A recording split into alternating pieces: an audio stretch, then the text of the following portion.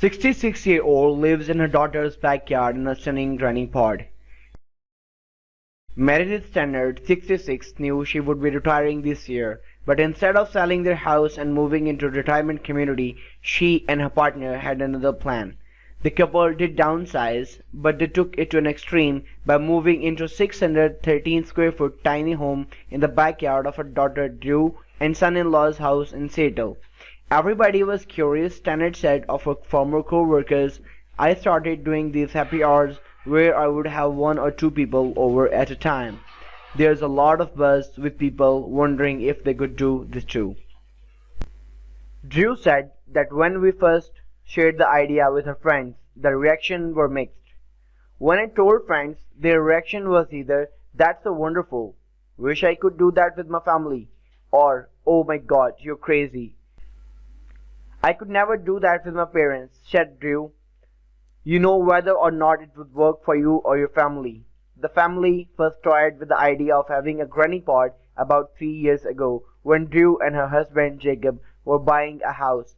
The couple eventually found a large enough property to fit a tiny cottage. Drew is an only child and we are very close, very direct with one another.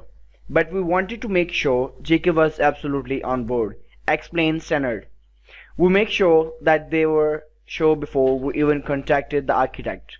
The retiree has since moved into the house and the family dynamic could not be better. The family worked with many different contractors to bring their visions to life, and they furnished the home with items from a retailer that make furniture for smaller spaces. The final result is amazing. The tiny home or granny pod trend has gained popularity among the baby boomer population in the last few years, especially as the housing market in metropolitan cities continues to get more expensive." Stannard and her partner enlisted the help of Bruce Parker, owner of Micro House, a company that specializes in designing small houses and custom backyard cottages. Together, they built a 2-story cottage modeled to complement Drew and Jacob's house.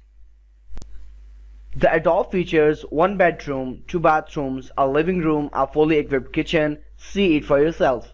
Downsizing from a 1,300 square foot home to granny pod was not an easy task for Stannard and her partner.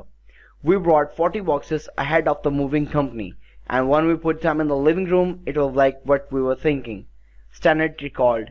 However, they are happy to have found a home near their family, especially since they are about to become grandparents. Drew and Jacob are expecting their first child in May, and the mom-to-be is grateful to have her parents nearby. "That intergenerational connection is important," said Drew.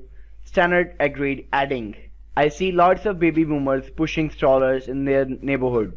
They probably have to commute to push those strollers and we would not have to. Would you live in a granny pod? Let us know."